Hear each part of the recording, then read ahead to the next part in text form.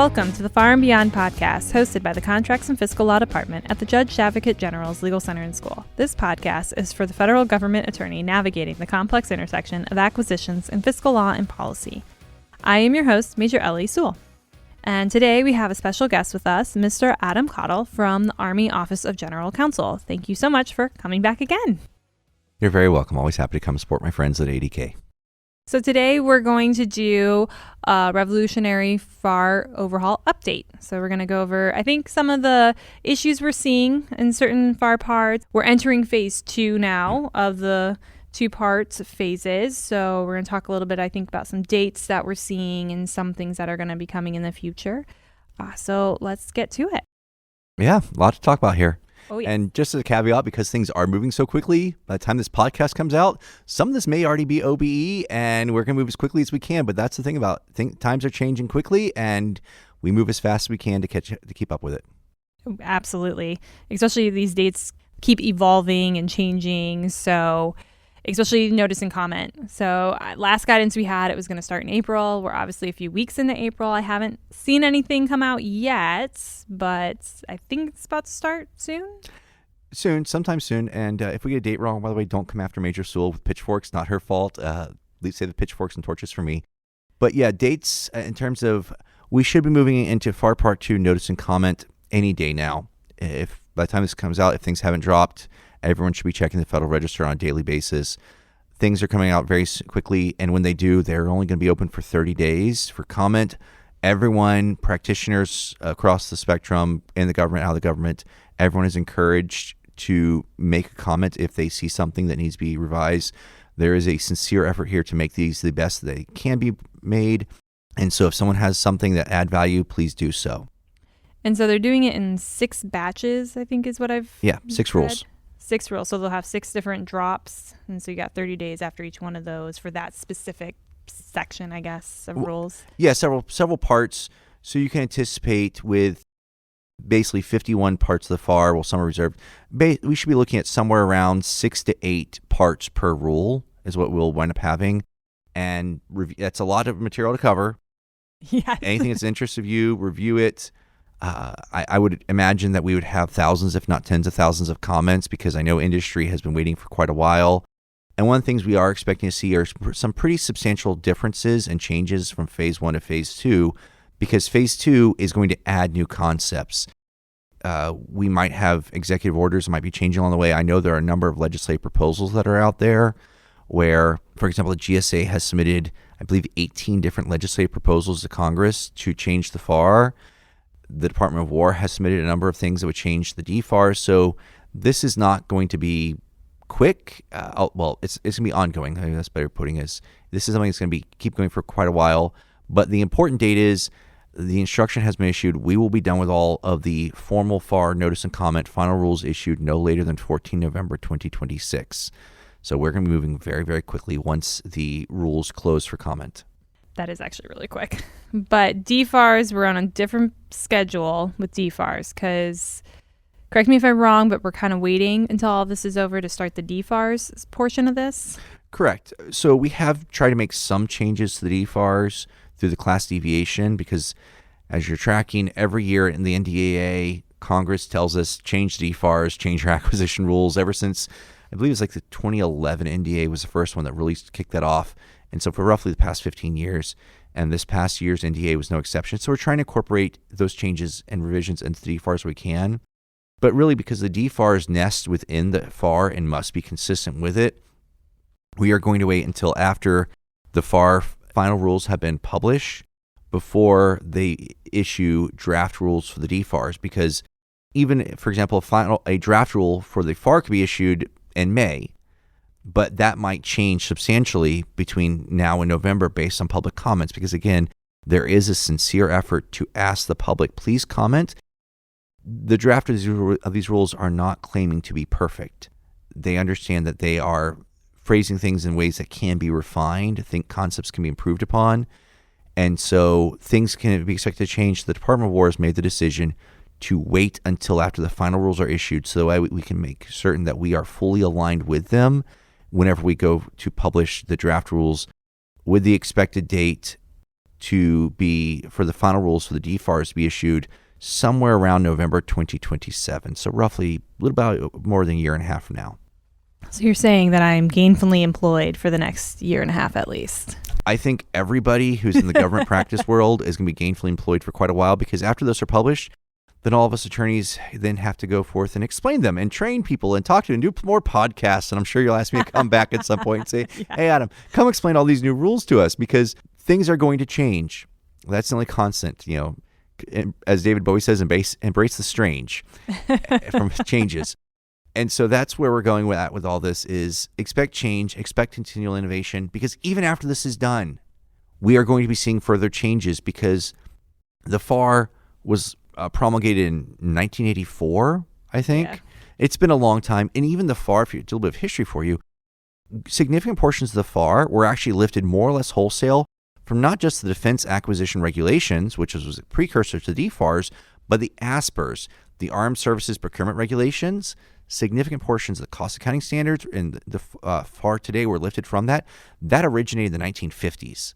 So a lot of our concepts and a lot of our ideas go back to the 50s in some cases to the American Civil War in 1865 is where some of these things originate. It was due for an overhaul. Oh, absolutely. Just some of the things that they've been taking out are obsolete.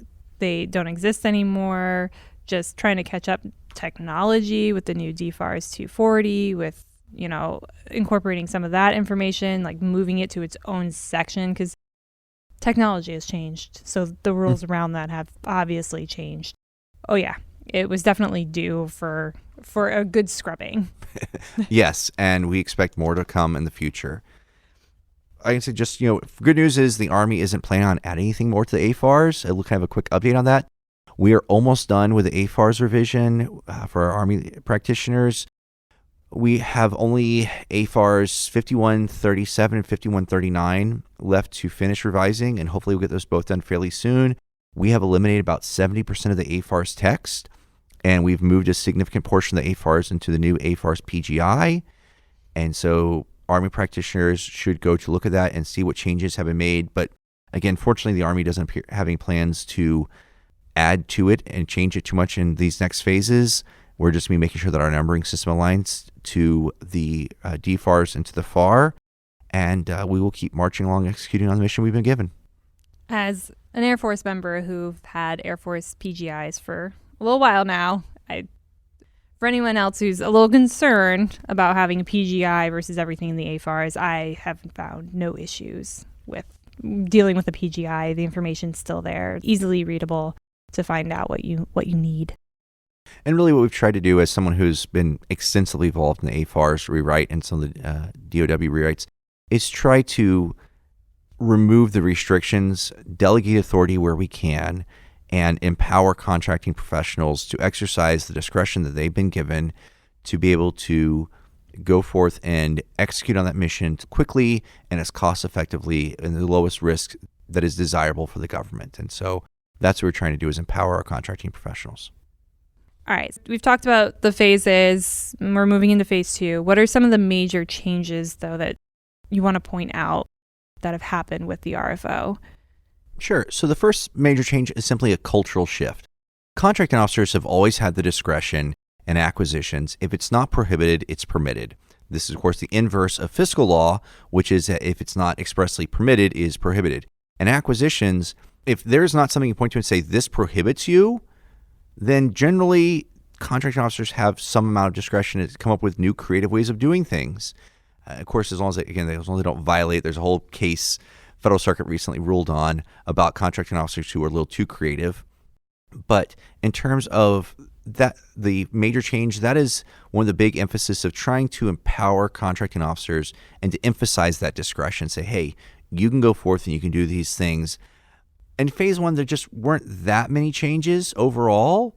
Most of it was revisions for clarity. One big change that affected a lot of parts was they changed from what was a topical or subject matter division into a 4-part structure of solicitation, evaluation, award, and post-award. So that way it's changed to this temporal alignment. So you can say, okay, where does this matter fall under? Is it a post-award matter?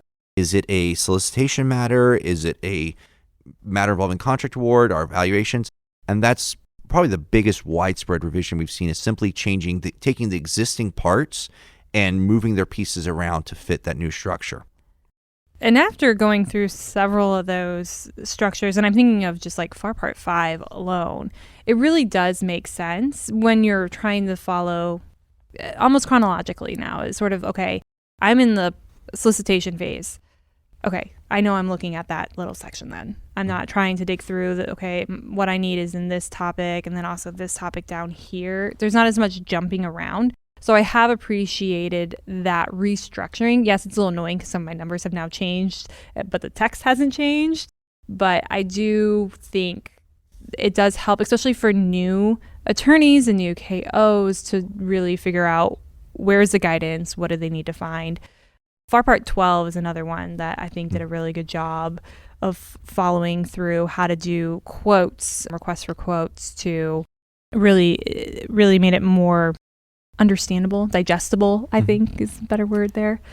Now, I'd like to think they just went ahead and copied the format we have in the CAC desk book, because that's the format you use in that desk book. Is you talk about here are pre-award matters, here evaluation matters, here are award matters, here are post-award. So that's what I think is I think they took the best practices from here at the schoolhouse and they applied that to the entire government. Exactly. They said, how do we teach it? And let us just apply it to the FAR now. Hey, it's been an effective course for decades. Let's just borrow it for the rest of the government. It was that course that made me want to stay here and teach. Awesome.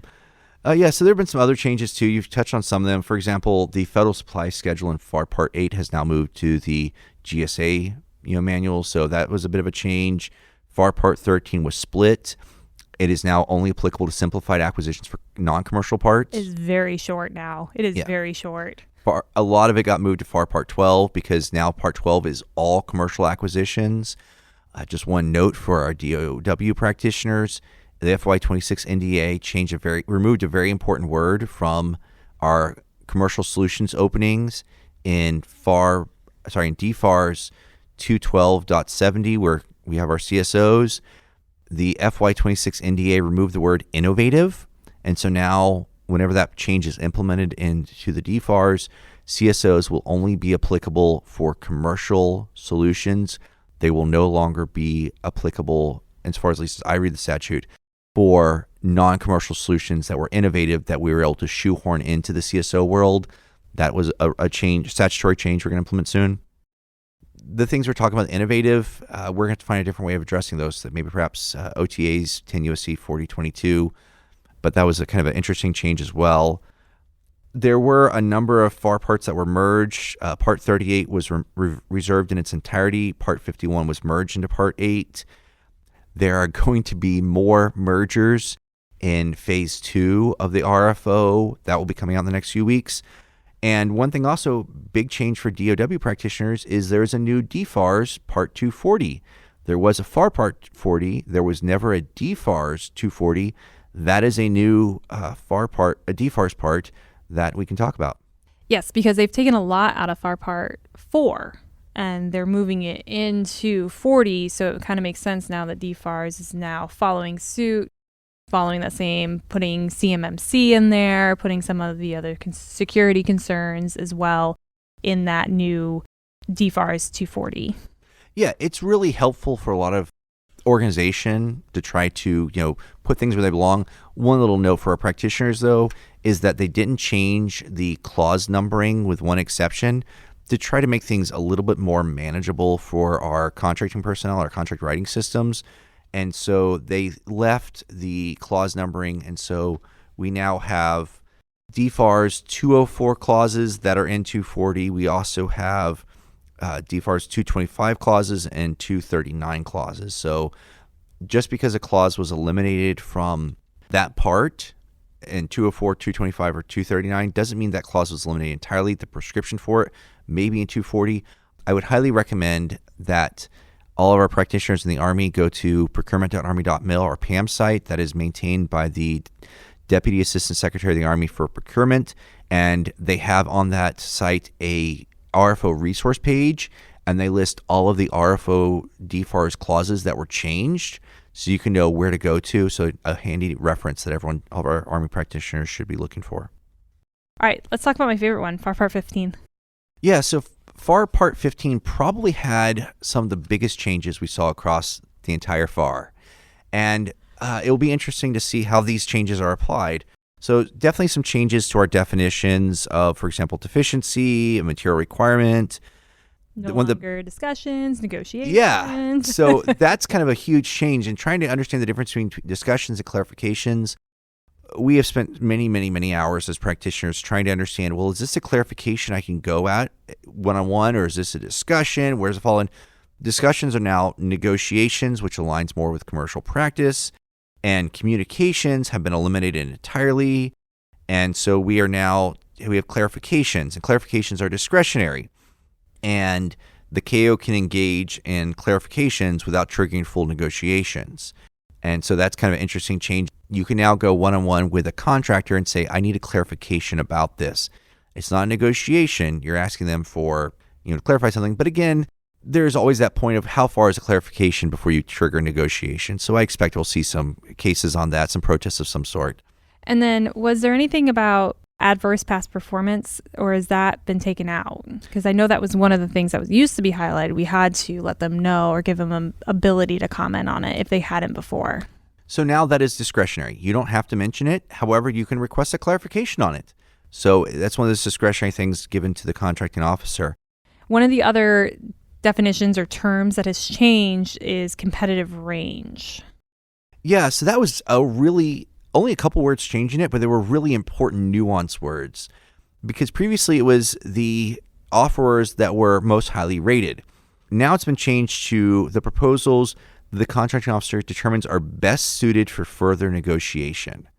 Gives a little bit more wiggle room, I guess, to the KO, but also what does best suited mean? Yeah, that gives a lot of discretion to the KO, because you could actually have somebody offeror, for whatever reason, the contracting officer says, hey, I think this proposal with some more work on it could actually be the best suited, even if it is perhaps lower rated than another proposal. And so there's a lot of discretion. However, with great discretion comes great documentation. And so we're going to channel our Spider-Man here. As with all things in this, and I know our contracting officers, a lot of them are really excited. They're getting more discretion given to them. But we live and die by the administrative record. And a contracting officer who's going to exercise their discretion needs to document that discretion or risk having their decisions reversed in a protest. Also, just as a simple practice point, that's great you thought that, contracting officer, today. In 6 months or a year or 2 years from now, you may be in a different job. The attorney who worked on this may be in a different job. And you may have some other contracting officer, some other attorneys trying to figure out, what were we thinking? Why did we do this? Or if you're just like me and you tend to forget things you did 6 months ago, even that, writing it down. So just as a practice pointer, with this and all the other things we talk about with discretion, I would highly advise our contracting officers and our practitioners to write things down and to justify your discretion. That is defensible. If you didn't write it down, that's a lot harder. So it's great you determine who those folks who are best suited, but I can guarantee there's going to be at least some protests that come off of that, and it'd be best to have that analysis, that thought process written down so a court can say, yeah, that makes sense. One other thing we've now noticed in FAR Part 15 is that we must negotiate with every responsible offer. The word responsible there is a little concerning, just because normally we don't do a responsibility determination until right before award. But now this makes it kind of seem that we have to do a responsibility determination for everyone in the competitive range before we start negotiations. Yeah, that's actually how I read it. It's a must. It's not discretionary. Must means must. It's an imperative word. And they must negotiate with each responsible offeror within the competitive range means, contracting officer, there is a very high likelihood of a pre-award protest if there is not that responsibility determination made. And responsibility determination should be made in writing.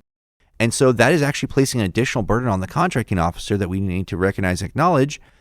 But once you do that, then you go forward. Again, you must negotiate with all of them on the first round. However, FAR Part 15 now says, okay, you may further negotiate, contracting officer, with individual offerors after that first round. You are not required in a second round to go out to everybody. You can negotiate for non-deficiency areas. If you're like, hey, this is either neutral or it's a strength, but what if you could do this extra thing, and then that might be able to bring it up to, a significant strength, which would help you out have a better award. Again, though, we're going to need to be careful, make certain that we don't give someone an unfair competitive advantage, because if there's an offer in the competitive range with a deficiency that wasn't negotiated about, then there is a concern there. Again, please, contracting officers, please document your decisions. If you're going to engage in single offer negotiations, please document that and just make sure it's well justified and run it by your attorney. Remember, CYA, call your attorney. I'll put it with the great responsibility, or the great. With great discretion comes great documentation. I'm going to have that in a sign and just put it in my office. That's fantastic. Let's move on to small business. So I know there's been a few small changes, but significant changes when it comes to small businesses. And some changes industry wish happened that didn't happen. There were a lot of folks in industry who were both happy and some not so happy that the rule of two survived. Even though it's non-statutory for most small businesses, it survived nonetheless. A huge change is the end of the once an 8A, always an 8A. That's huge. Yeah. That's a big thing. Now the KO has the discretion on recompeting. And so the KO can say, I'm not going to set this aside for 8As. And so that's just something that everyone should be aware of once an 8A, always an 8A is now gone. Because that was always a big topic of discussion when they were like, we're going to do an 8A. And it's, you realize you're stuck with 8A now for the rest of the life of this contract. So that's a huge factor when making that decision now. Yeah. And so something that, though I would need to flag in this in FAR Part 19, is that there's a protest limitation there, and it's in some other parts of the FAR as well, of where it says that a particular decision by the contracting officer is discretionary and is not a basis for protest. And I am extremely skeptical that the GAO or COFC would agree with that statement because their jurisdiction comes from statute, and the executive branch cannot strip jurisdiction away from the other branches of government by pronouncement in the FAR. Mm-hmm. And so that's something we'd want to watch very closely and wait and see what a decision would be in that space and whether or not they will actually rule on that or whether or not they would accept this stripping of jurisdiction. There's a number of provisions in the practitioner albums, for example, that say, or the companion guide, this is discretionary and it's not a basis for protest. Industry has already started opining. There's been various pieces I've seen out there where they've already started flagging some of these things and saying they don't think they are discretionary and that they intend to protest it. So this is something that we're going to want to watch very closely and see how the GAO and COFC actually interpret those clauses and what they do about it. No, that is an interesting phrase that they have stuck in there in certain areas, for sure. The other one, too, that I've noticed about small business is that the rule of two, though, is still required, but only over the simplified acquisition threshold. Yeah. So it's no longer required for under that. Correct. That can change some things, too, especially streamline some of those other areas. So that is something that could definitely streamline simplified acquisitions. And so it provides some opportunities for some more flexibility there. Yes, exactly. So we've talked a lot about the FAR and some of the changes we've been seeing. Any other updates with the 26 NDAA that you want to mention? Yeah, the FY26 NDAA, Senator Wicker had a lot of changes that he was pushing that and that we saw in there. For example, the threshold for certified cost and pricing data for the Department of War has gone from 2.5 million to 10 million. The trigger for modified CAS coverage for Department of War contracts has gone from 2.5 million to 35 million, and full coverage for cost accounting standards has gone from 50 million to 100 million. And that has a lot of impact on perhaps our mid-tier programs. And so we're going to see a significant reduction, I suspect, in the amount of certified cost and pricing data that's required for mid-tier, which, of course, that gets into a more practical aspect of it of we should be wary whenever we are having a sole source mid-tier program like that. Without certified cost and pricing data, we have a significantly reduced ability to ensure the accuracy of the data, ensure the government is getting a truly fair and reasonable price. And so that's something that contracting officer and acquisition practitioners should be very careful to make sure that they are still ensuring that we are getting the best deals possible for the government. And I'm guessing that's because they want to encourage more people to do business with the government. And I know CAS is one of those sticking points. It's a lot more paperwork. It's a lot of information they have to provide and hand over. Well, not just information they have to provide, So with CAS, virtually all businesses out there follow GAAP, generally accepted accounting practices. GAAP and CAS don't align.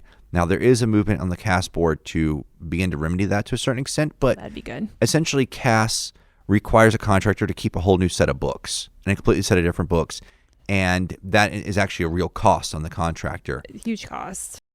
There's definitely value in limiting CAS application and potentially reduce costs to the government, but there's also consequences. It is not a risk-free decision because CAS covers some things that the GAAP simply doesn't cover.